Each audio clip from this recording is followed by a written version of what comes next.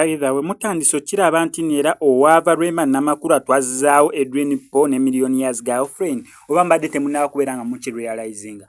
However, waliwo amawulire agatandise okubeera nga saturatinga mu byatuuse dda ku Ssenga Acid.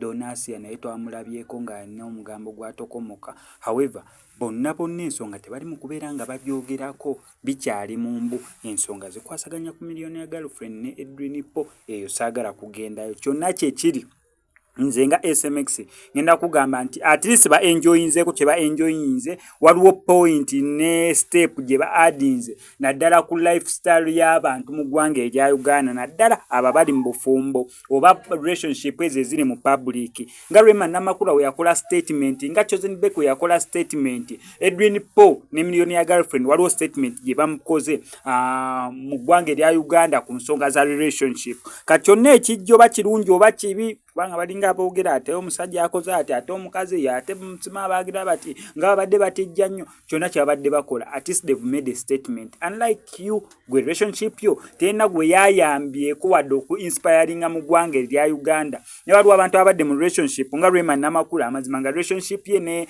Dr. Muza Sebunya yena step ne inspiration gye ya making towards bannayuganda ab'enjawulo ebintu batandika obbiraba obulala. Kye kimu ne Edwin Paul ne Millionaire Girlfriend, relationship yabwe je making the statement at batandika ogiraba obulala.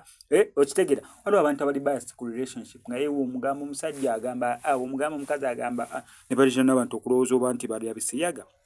Nefe wano ku SMX Media tubayozaayoza, mwebale kubeera nga mutubeesabeesa. Owaava Rema Namakula, yes, owaava munno tewadda munno naye ati owaava Rema Namakula tu embracing campaign eriko ya Edwin Paul amne Millionaire's Girlfriend. Idi Mbarak.